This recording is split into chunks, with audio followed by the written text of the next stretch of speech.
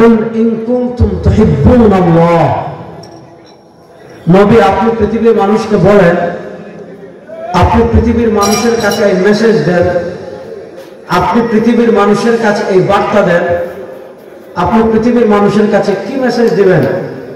আপনি পৃথিবীর মানুষের কাছে কি বার্তা দিবেন? ইন কুনতুম, যদি তোমরা তুহিব্বুনাল্লাহ, আল্লাহকে মহব্বতের কথা বলো, আল্লাহকে ভালোবাসার কথা বলো, ফাত্তাবিউনি, তাহলে তোমার আল্লাহর মহব্বত আছে কিনা, তোমার ভিতর আল্লাহর আনুগত্য আছে কিনা।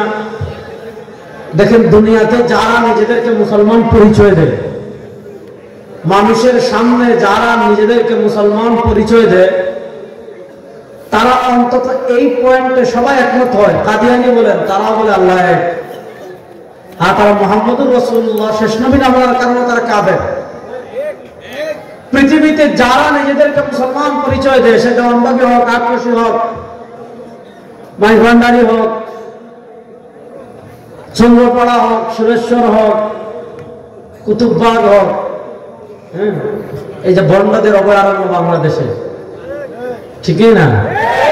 এই বন্ডদের অভয়ারণ্য হওয়ার কারণ হলো আমরা জুতা চুরকে পিটাই, পকেট চুরলে পিটাই, আর ইমান চুরলে হাতিয়া দেয়। জুতা চুরলে মানুষ ধরে পিটায় মসজিদে, পকেট চুরলে মানুষ মসজিদে বাইন্দা পিটায়, আর যে আপনার পিরাকির নামে আপনার ইমান নিয়ে নিচ্ছে, তাসাউফের নামে আপনার ইমান নিয়ে নিচ্ছে, মাজারের নামে আপনার ইমান নিয়ে নিচ্ছে, ধর্ম ব্যবসার নামে আপনার ইমান নিয়ে নিচ্ছে, ওই ধর্ম ব্যবসায়ীদেরকে যতদিন পর্যন্ত সাইজ করতে না পারবেন, ভণ্ডামি বন্ধ করতে পারবেন না। তো সবাই তো আল্লাহকে মানে, আল্লাহর কথা স্বীকার করে, সবাই বলে লা ইলাহা ইল্লাল্লাহ। এবার প্রশ্ন, লা ইলাহা ইল্লাল্লাহর আদর্শ তার ভিতর আছে কিনা? সে যে মুখে নিজেকে মুসলমান পরিচয় দিল, সে যে মুখে তাওহীদের কথা বলল, সে যে মুখে সরওয়ার আলম সাল্লাল্লাহু আলাইহি ওয়াসাল্লামের আনিত ইসলামের কথা বলল, আসলে তার ভিতর ইসলাম আছে কিনা? আসলে তার ভিতর সরওয়ার আলম সাল্লাল্লাহু আলাইহি ওয়াসাল্লামের আদর্শ আছে কিনা? আসলে সে আল্লাহকে মানে কিনা? বুঝবেন কেমনে? আচ্ছা বলেন তো, আমাদের রব কে? আল্লাহ। একটু জোরে বলেন, আল্লাহ। আমাদের রব কে? আল্লাহ। আমাদের চর্মচক্ষু দিয়ে আল্লাহকে দুনিয়াতে দেখা সম্ভব না। আমাদের চর্মচক্ষু দিয়ে দুনিয়াতে আল্লাহকে দেখা সম্ভব। মুসা আলাইহিস সালাতু ওয়াস সালাম আল্লাহকে দেখতে চেয়েছিলেন, আল্লাহ তাআলা বলেন লান তারানি, মুসা কশিন কালেও দেখা সম্ভব না, কশিন কালে দেখতে পারবে না। মুসা আলাইহিস সালাম আবার বলেন আল্লাহ দেখতে চাই, কারণ ইশক মহব্বত বেশি।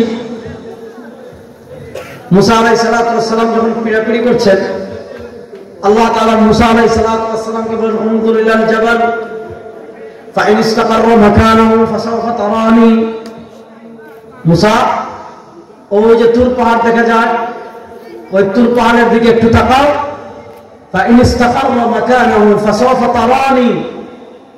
তুর পাহাড়ের দিকে তাকানোর পর যদি তুর পাহাড় আপন জায়গায় স্থির থাকে, ফাসাওফা তারানি, তাহলে তুমি আমাকে দেখতে পারো।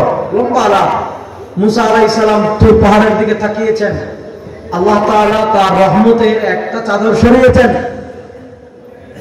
পুরা তুর পাহাড়ে আগুন জ্বলে গিয়েছে। আর ওয়াখাররা মুসা সাইকা, হযরত মুসা আলাইহিস সালাতু ওয়াস সালাম বেহুশ হয়ে জমিনে পড়ে গিয়েছেন।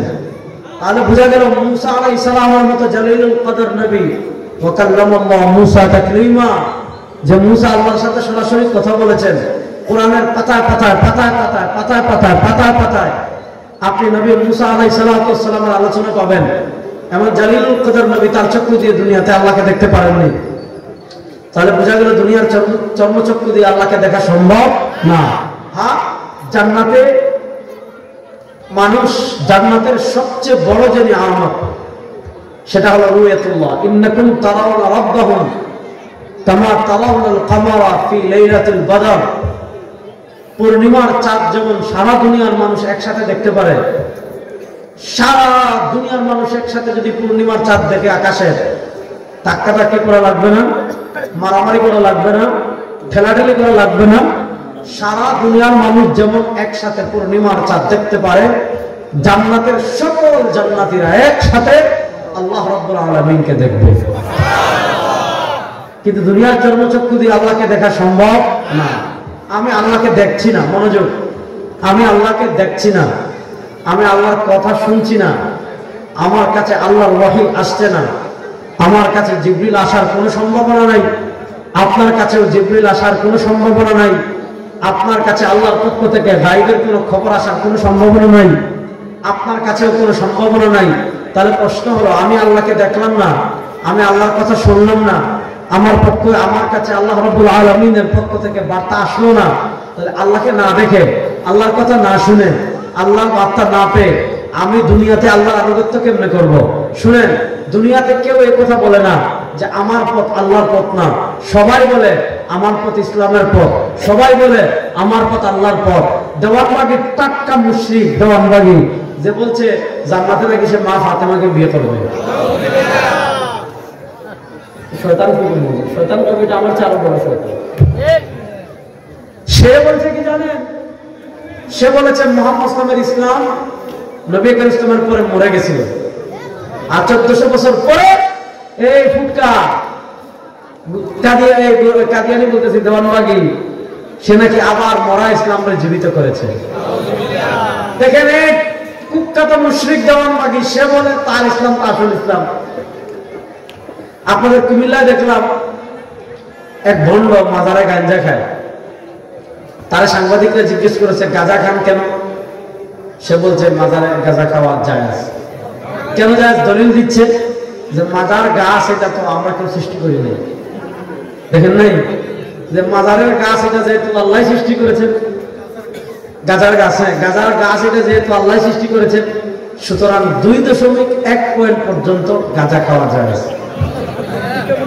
তার যুক্তি, তার যুক্তি হলো এটা সৃষ্টি করেছেন কে? এটা তো আমরা বানাই নাই, এটা যেহেতু গায়বী তৈরি হয়েছে, আল্লাহ বানিয়েছেন, সুতরাং আল্লাহ বানিয়েছেন, এটা হারাম হবে কেন? যে যুক্তি দিয়ে সে গাঁজা খেতে চাচ্ছে তাকে কাজ করবেন, কুত্তার গু নিয়ে দিবেন।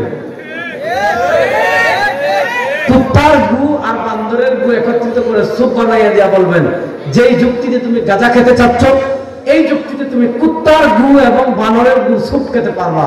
যদি পারো বুঝবো দয়াল বাবা ঠিক আছে, আর যদি না পারেন এর 2 হাত পা গাছে বাইন্দা আনলিমিটেড জুতা দিয়ে 90টা বাড়ি দিবেন। ইমান চোর। তাহলে এরকম যে গাঞ্জা খায় সে কি বলে যে তার পথটা আল্লাহর পথ না? আরে সে বলে তারটা এক নম্বর, একমাত্র জান্নাতের পথ তাদেরটা, আর বাকি সব জাহান্নামী। বলে না? আপনি এখান থেকে সোজা এদিকে যান, চাঁদপুরের মতলব দেখবেন ল্যাংটা বাবা রাস্তা আসেনি। যুবকরা কথা বলে না, শুনছেন তো? না শুনলে আলহামদুলিল্লাহ, খুবই ভালো। চাঁদপুরে গেলে দেখবেন ল্যাংটা বাবা রাস্তা না, ল্যাংটা বাবা রাস্তা না গেলে, আচ্ছা বলেন যে বড় ল্যাংটা থাকে এটা মানুষ না জানোয়ার? তাকে জানোয়ার বলা মানে জানোয়াররা প্রণাম করা, সে জানোয়ার থেকে আরো খারাপ, জানোয়ার তার থেকে 1000 গুণ ভালো। যে ল্যাংটা থাকে সে বলে তার ইসলাম আসল ইসলাম। কয়েক বছর আগে দেখেছি চট্টগ্রামে কুমিল্লা এক বাবা আছে, তার নাম বিড়ি বাবা। কি বাবা? বিড়ি বাবা মানে কার ক্যান্সার হয়েছে, টিউমার হয়েছে, বড় বড় রোগ হয়েছে, বাবার কাছে আসলে বাবা একটা বিড়ি ধরে দেয়। ওই বিড়ি খেলে নাকি ক্যান্সার কমে। আপনারা দেখবেন বিড়ি বাবা সার দিলেই পাবেন। তো দেখা যাচ্ছে যিনি মানুষের ক্যান্সার কমানোর জন্য বিড়ি খাওয়াচ্ছেন, উনি নিজেই শ্বাসকষ্টের জন্য ইনহেলার নিচ্ছেন। আরে বেটা, বিড়ি খেয়ে যদি তোর ক্যান্সার কমাইতে সে পারে, তার শ্বাসকষ্ট কমাইতে পারতো না? কথা বুঝতে পারেন নাই? দুনিয়াতে কেউ এই কথা বলে না যে তার পথটা জাহান্নামের পথ। সবাই বলে তারটাই আসল। হিজবুত তাওহীদ বলে তারটাই আসল, আটরশি বলে তারটাই আসল, দেওয়ানবাগী বলে তারটাই আসল, কাঁচা বাবা বলে তারটাই আসল, বিড়ি বাবা বলে তারটাই আসল, মাইকন্ডার বলে তারটাই আসল, কুতুববাগ বলে তারটাই আসল। আসলে প্রশ্ন হলো, পিওর আল্লাহর ইসলামের পথে কারা আছে? কোনটা পিওর আল্লাহর ইসলাম আর কোনটা শয়তানের ইসলাম? আপনি যাচাই করবেন কেমনে? আপনি বাছাই করবেন কেমনে? শুনেন, আপনি আল্লাহর পথে আছেন কিনা, আপনার জীবনে আল্লাহর নির্দেশনাবলী ফলো করা হচ্ছে কিনা, আপনার জীবন আল্লাহর নির্দেশনাবলী অনুসরণ করে, আপনার জীবন আল্লাহর নির্দেশনাবলী ফলো করে, আপনার জীবন পরিচালিত হচ্ছে কিনা আপনি বুঝবেন কেমনে? আপনার জীবন আল্লাহর পথে পরিচালিত হচ্ছে কিনা, আপনার পীর আল্লাহর পথে আছে কিনা, আপনার নেতা আল্লাহর পথে আছে কিনা, আপনার নেত্রী আল্লাহর পথে আছে কিনা, আপনার দল আল্লাহর পথে আছে কিনা যাচাই করবেন কেমনে? আল্লাহ তাআলা বলেছেন মাইয়ুতির রাসূল ফাকাদ আতা আল্লাহ। আল্লাহ তাআলা বলেছেন কুল ইন কুনতুম তুহিব্বুনাল্লাহ ফাত্তাবিউনি ইউহিব্বুকুমুল্লাহ। দেখো তোমার পীরের ভিতর সওয়ারিদ আলমের আদর্শ আছে কিনা, দেখো তোমার নেতার ভিতর সওয়ারিদ আলমের আদর্শ আছে কিনা, দেখো তোমার নেত্রীর ভিতর সওয়ারিদ আলমের আদর্শ আছে কিনা, দেখো তোমার দলের ভিতর সওয়ারিদ আলমের আদর্শ আছে কিনা। যদি তার ভিতর সওয়ারিদ আলমের আদর্শ পাওয়া যায়, সওয়ারিদ আলমের পথ মানে আল্লাহর পথ, যারা পিয়াকির নামে, রাজনীতির নামে, নেতার নামে, নেত্রীর নামে সওয়ারিদ আলমের আদর্শ থেকে বিচ্যুত হয়ে যাবে, আল্লাহর জাতের কসম করে বলি তাদের পথ কখনো আল্লাহর পথ হতে পারে না, তাদের পথ শয়তানের পথ ছাড়া কিচ্ছু না। তাদের পথ শয়তানের পথ ছাড়া কিছুই